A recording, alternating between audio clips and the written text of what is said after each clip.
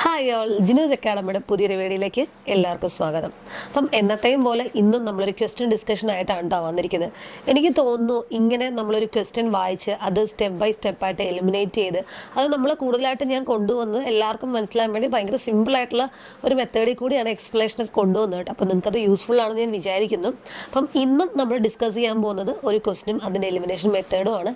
എന്നെക്കൊണ്ട് കഴിയുന്ന രീതിയിൽ ഏറ്റവും സിമ്പിളായിട്ട് നല്ല രീതിയിൽ തന്നെ ഞാൻ പറഞ്ഞു തരാനായിട്ട് ശ്രമിക്കാം കേട്ടോ.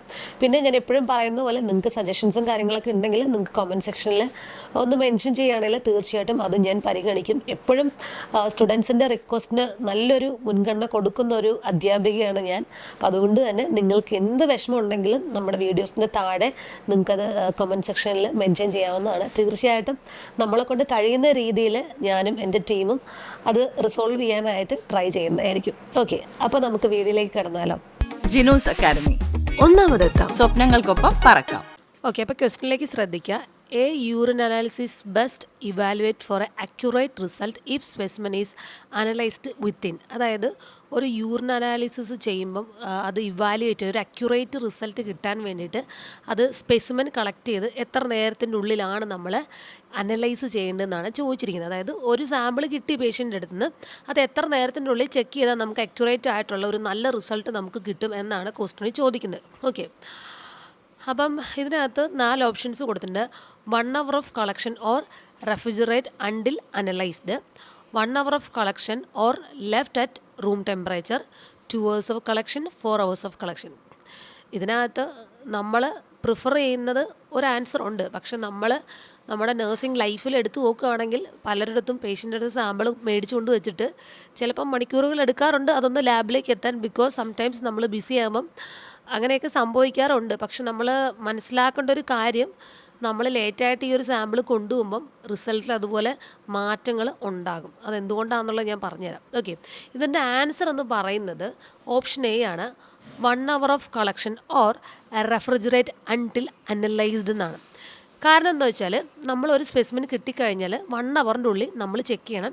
ചെക്ക് ചെയ്യാനായിട്ട് നമുക്ക് പറ്റാത്തൊരു സാഹചര്യമാണ്, അല്ലെങ്കിൽ സ്പെസിമെൻ നമുക്ക് കൊണ്ടുപോകാൻ പറ്റാത്ത സാഹചര്യമാണെന്നുണ്ടെങ്കിൽ ഇത് റെഫ്രിജറേറ്റ് ചെയ്യണം എന്നാണ് പറയുന്നത്. അതാണ് അതിൻ്റെ കറക്റ്റായിട്ടുള്ള ഓപ്ഷൻ എന്ന് പറയുന്നത്.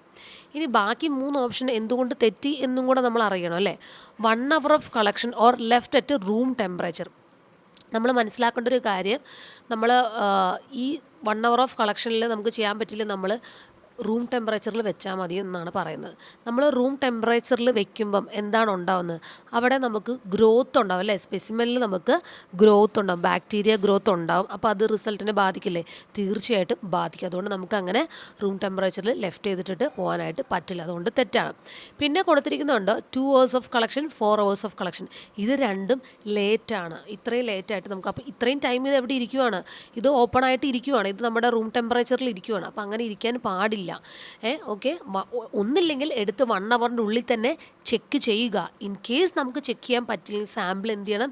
റെഫ്രിജറേറ്ററിൽ സൂക്ഷിക്കണം. അല്ലാതെ 2 മണിക്കൂർ 4 മണിക്കൂറൊക്കെ പുറത്ത് ഇടരുത്. അത് നമുക്ക് റോങ് ആയിട്ടുള്ള, അതായത് അക്യുറേറ്റ് ആയിട്ടുള്ള ഒരു റിസൾട്ട് നമുക്ക് കിട്ടില്ല. സോ എപ്പോഴും ഈ ഒരു സ്പെസിമെൻ കളക്ഷൻ്റെ ക്വസ്റ്റ്യൻ വന്നു കഴിഞ്ഞാൽ ഓക്കെ, നമ്മൾ യൂറിൻ ടെസ്റ്റ് ഫസ്റ്റ് 1 hourൻ്റെ ഉള്ളിൽ ചെയ്യണം, അല്ലെങ്കിൽ റെഫ്രിജറേറ്റ് ചെയ്യണം എന്നുള്ളൊരു ഓപ്ഷൻ തന്നെ ഓർമ്മയോടുകൂടി എല്ലാവരും ചൂസ് ചെയ്യാം. ഓക്കെ, സോ ഈ ക്വസ്റ്റ്യൻ ഡിസ്കഷനും എലിമിനേഷൻ മെത്തേഡൊക്കെ നിങ്ങൾക്ക് യൂസ്ഫുൾ ആയെന്ന് വിചാരിക്കുന്നു.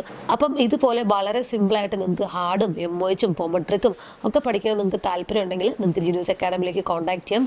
അവിടെ ഞാനും എൻ്റെ ട്രെയിനേഴ്സും നിങ്ങളെ ട്രെയിൻ ചെയ്യാനായിട്ട് റെഡി ആയിട്ടിരിക്കുകയാണ്. So contact for more details. Thank U.